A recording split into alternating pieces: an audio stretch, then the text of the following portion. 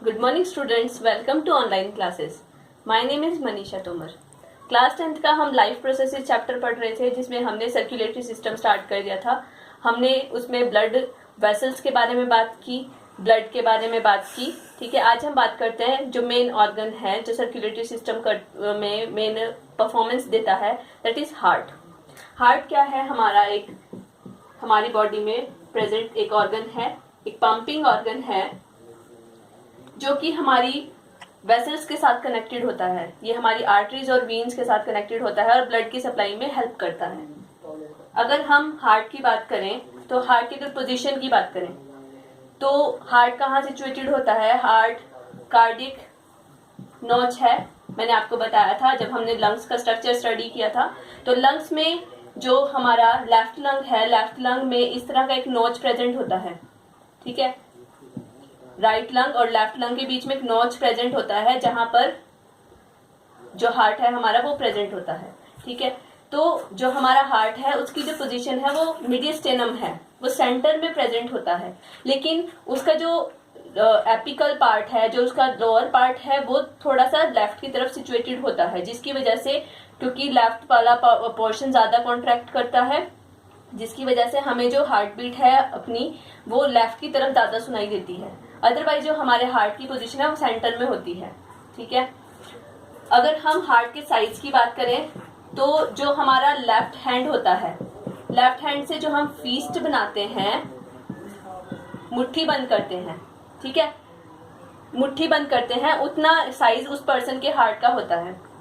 Normally जो अगर हम मेल की बात करें, मेल में जो इसका वेट है, अगर वेट की बात करें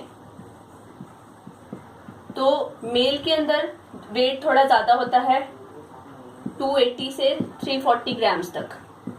ठीक है, और फीमेल्स के अंदर जो इसका वेट होता है वो 230 से 280 ग्राम्स तक वेरी कर सकता है। ठीक है, इसके अलावा जो हार्ट है हमारे हार्ट में 4 चैम्बर्स प्रेजेंट होते हैं।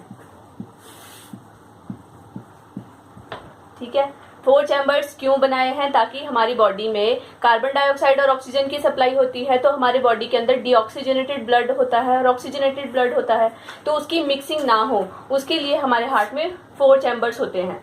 तो वो 4 चैम्बर्स कौन कौन से हैं? Left auricle, left ventricle,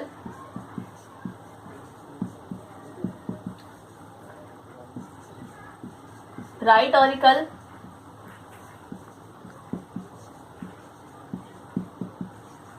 and right ventricle.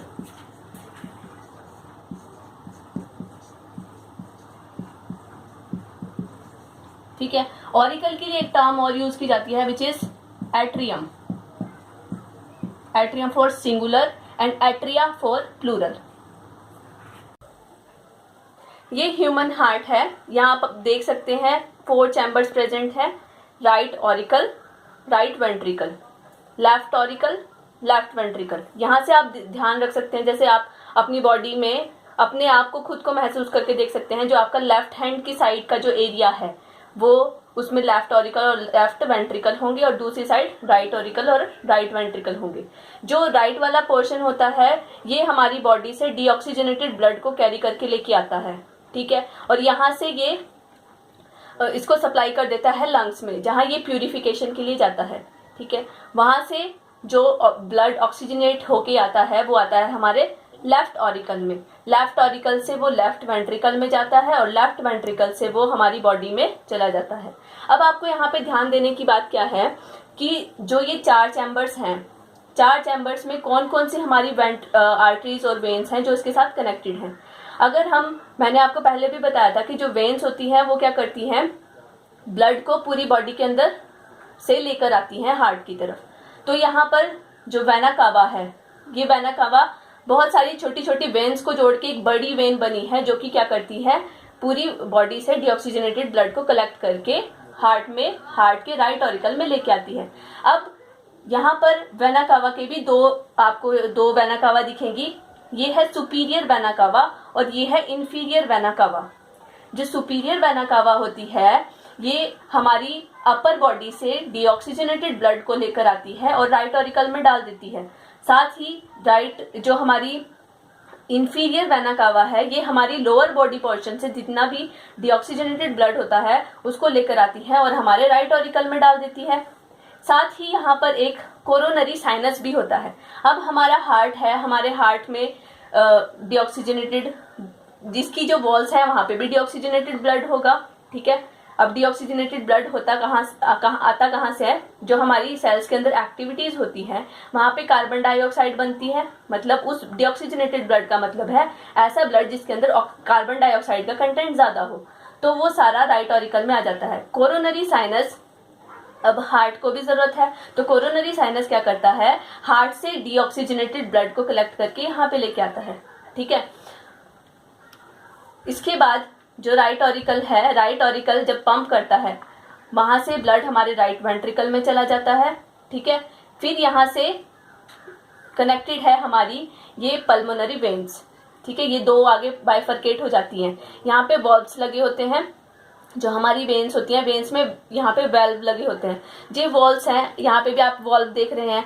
और ये जो यहाँ पे वॉल्व्स हैं ये क्या करते हैं, ये ट्राइकस्पिड वॉल्व्स होते हैं। यहाँ पे ये वॉल्व क्या करते हैं, बैक फ्लो को रोकते हैं। एक बार ब्लड यहाँ से इस चैम्बर में आ गया तो वो वापस नहीं जाएगा, ठीक है।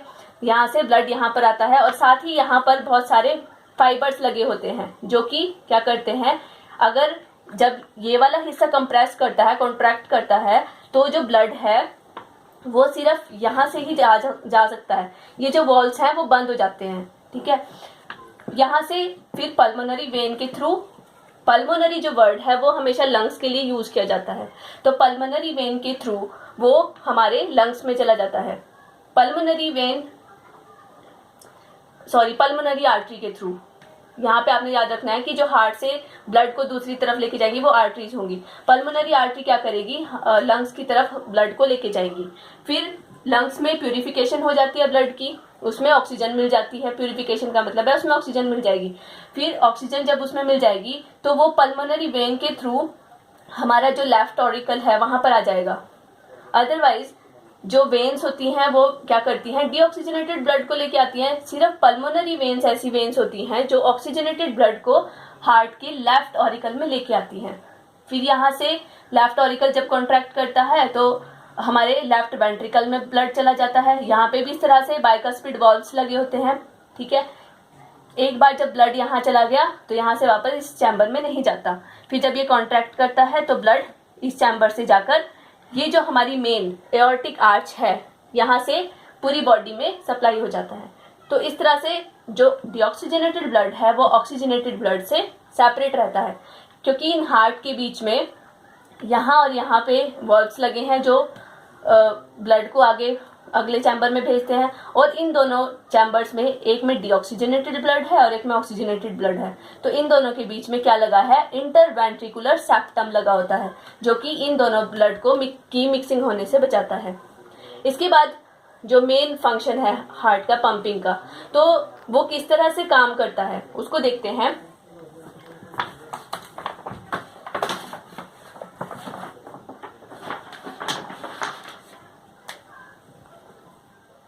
हमारे हार्ट में डबल सर्कुलेशन होती है।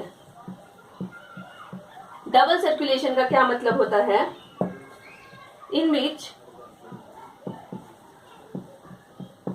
Blood follows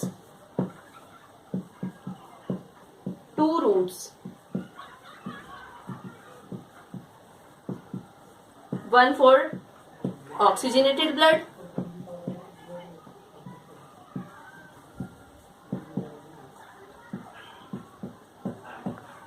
and other for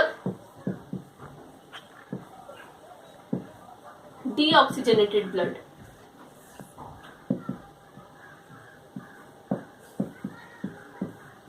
Hence, circulation is twice.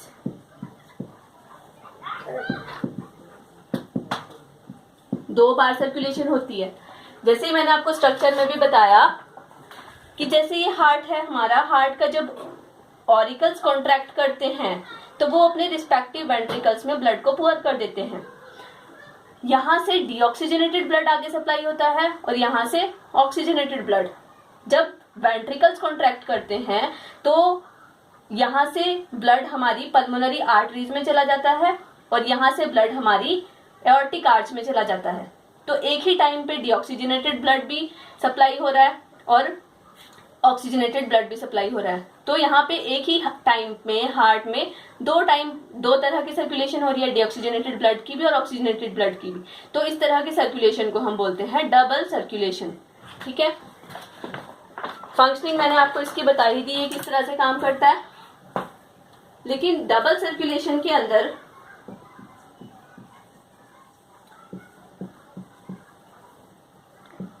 हम दो तरह के सर्कुलेशंस पढ़ते हैं।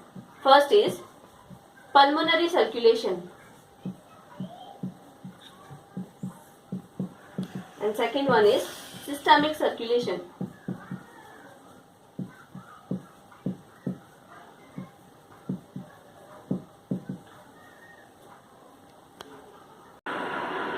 जैसे कि आप इसमें देख सकते हैं, ये हार्ट है हमारा, हार्ट में 4 चैम्बर्स हैं। ये हमारा राइट ऑरिकल है, ये राइट वेंट्रिकल है, ये लेफ्ट ऑरिकल है एंड लेफ्ट वेंट्रिकल है। मैंने आपको दो तरह की सर्कुलेशन बताई, पल्मोनरी सर्कुलेशन और सिस्टमिक सर्कुलेशन। ये एक तरह से हमारी डबल सर्कुलेशन के अंडर आता है। पल्मोनरी जो वर्ड है it is associated with lungs. तो पल्मोनरी सर्कुलेशन में क्या होगा, जो ब्लड सर्कुलेशन होगी वो टू एंड फ्रॉम लंग्स होगी और सिस्टमिक सर्कुलेशन होगी टू एंड फ्रॉम बॉडी। तो कैसे होती है, अब जैसे हम बात करते हैं यहाँ से कि जो हमारा राइट ऑरिकल है, राइट वेंट्रिकल से स्टार्ट कर लेते हैं क्योंकि हमारी पल्मोनरी सर्कुलेशन में आ जाएगा। राइट वेंट्रिकल में जो ब्लड है वो कहाँ से आया है, राइट ऑरिकल से आया है। तो कैसा ब्लड है, डीऑक्सीजनेटेड ब्लड है। ठीक है, ये कैसा ब्लड है, डीऑक्सीजनेटेड ब्लड। डीऑक्सीजनेटेड ब्लड अब यहाँ से कहाँ जाएगा, लंग्स में जाएगा प्यूरिफिकेशन के लिए। और किसके थ्रू जाएगा, हमारी पल्मोनरी आर्टरी के थ्रू। पल्मोनरी आर्टरी इस डीऑक्सीजनेटेड ब्लड को प्यूरिफिकेशन के लिए लंग्स में ले जाएगी। अब लंग्स में प्यूरिफाई हो जाएगा ब्लड, उसमें ऑक्सीजन मिल जाएगी। अब ये ब्लड कहाँ आएगा, हमारे लेफ्ट ऑरिकल में आएगा। किसके थ्रू आएगा, हमारी पल्मोनरी वेन के थ्रू। पल्मोनरी वेन्स होती है हमारी, दो यहाँ पे लगी होती है और दो इस साइड से। ठीक है, जो हमारे लेफ्ट और राइट लंग से ब्लड को कलेक्ट करेंगी। तो पल्मोनरी वेन्स के थ्रू लेफ्ट ऑरिकल में ब्लड आ जाता है। ये जो 3 स्टेप्स आए, ये तीनों आते हैं पल्मोनरी सर्कुलेशन के अंडर। ठीक है, राइट वेंट्रिकल से ब्लड पल्मोनरी आर्टरी के थ्रू लंग्स में गया, लंग्स से ब्लड पल्मोनरी वेन्स के थ्रू लेफ्ट ऑरिकल में आया, टू एंड फ्रॉम लंग्स। तो ये हमारी पल्मोनरी सर्कुलेशन हो गई। इसके बाद लेफ्ट ऑरिकल से ब्लड लेफ्ट वेंट्रिकल में जाएगा। ठीक है, लेफ्ट वेंट्रिकल से इस ब्लड को हमारी एओर्टिक आर्च, सबसे बड़ी आर्ट होती है, ठीक है, एओर्टिक आर्च के थ्रू उसको कहाँ भेजा जाएगा, बॉडी के अंदर। ठीक है, बॉडी में ब्लड चला गया। ये कैसा ब्लड है, ऑक्सीजनेटेड ब्लड है।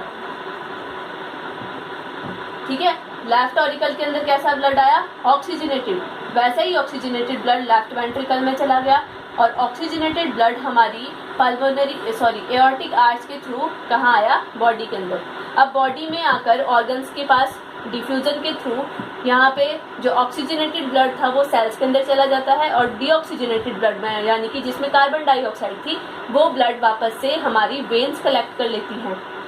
ये वेन हमारी वेना कावा के थ्रू किस में आ जाएगा, अब राइट ऑरिकल में आ जाएगा। तो सिस्टेमिक सर्कुलेशन में to and from body, to body and from body, heart के अंदर ब्लड आ गया।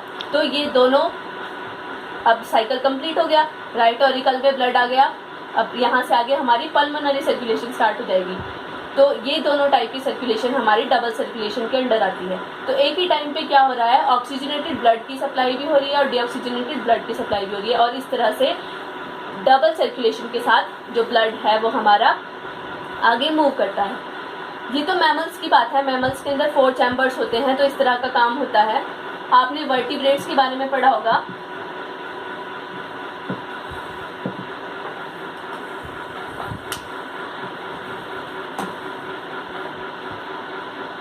जो वर्टिब्रेट्स हैं हमारे, वर्टिब्रेट्स के अंदर जैसे हम फिशेस की बात करते हैं, फिशेस हैं, एम्फीबियंस हैं, रेप्टाइल्स हैं, एव्स हैं और मैमल्स हैं।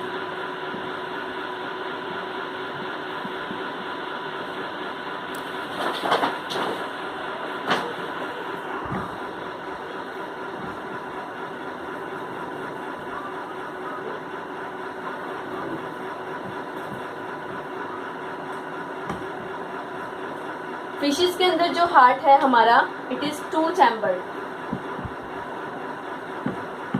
इसका मतलब यहाँ पर मिक्सिंग कितनी ज़्यादा होती होगी ब्लड में। एम्फीबियंस के अंदर भी कितने चैम्बर्स होते हैं हमारे, 3 चैम्बर्स। रेप्टाइल्स में 3 चैम्बर्स, एक्सेप्ट क्रोकोडाइल्स। जो क्रोकोडाइल्स होते हैं, क्रोकोडाइल्स के अंदर 4 चैम्बर्स होते हैं, एव्स के अंदर 4 चैम्बर्स और मैमल्स के अंदर 4 चैम्बर्स। यानी कि कॉम्प्लेक्सिटी की तरफ आते आते हम इतने परफेक्ट हुए हैं कि हम ऑक्सीजनेटेड ब्लड और डीऑक्सीजनेटेड ब्लड को सेपरेट रख सकें। क्योंकि जैसे जैसे हम मैमल्स बने, मतलब मैमल्स बने, जैसे एवोल्यूशन होता रहा है, मैमल्स बने, तो रिक्वायरमेंट ऑफ एनर्जी ज़्यादा होती रही, ठीक है। और ब्लड को ब्लड के अंदर होम्योस्टैसिस भी रखना पड़ा, ब्लड के टेम्परेचर को मेंटेन करके रखना पड़ा। तो उसके लिए क्या चाहिए, ज़्यादा एनर्जी की ज़रूरत पड़ी। तो ज़्यादा एनर्जी को मेंटेन रखने के लिए ज़्यादा ऑक्सीजन की रिक्वायरमेंट हुई। और ज़्यादा ऑक्सीजन कैसे मिलेगी, ज़्यादा सर्कुलेशन होगी और विदाउट एनी मिक्सिंग सर्कुलेशन होगी। तो उसके वो कैसे हो सकती है, अगर हम डीऑक्सीजनेटेड ब्लड को और ऑक्सीजनेटेड ब्लड को सेपरेट रखें। तो इस तब कॉम्प्लेक्सिटी की तरफ बढ़ते बढ़ते 4 चैम्बर्ड हार्ट के अंदर आप देख ही रहे हैं कि जो ऑक्सीजनेटेड ब्लड है वो डीऑक्सीजनेटेड ब्लड से सेपरेट है। और इसी तरह से जो ब्लड है वो पूरी बॉडी के अंदर ट्रांसपोर्ट होता है और कलेक्ट किया जाता है, ठीक है। तो ये सर्कुलेशन हो गई। लास्ट में हमारा एक टॉपिक बचता है एक्सक्रीशन का। लेकिन उससे पहले एक बात है कि अब ये तो बात हो गई एनिमल्स के अंदर कि ट्रांसपोर्टेशन होती है, प्लांट्स के अंदर किस तरह से ट्रांसपोर्टेशन होती है उसको हम नेक्स्ट वीडियो में कवर करेंगे।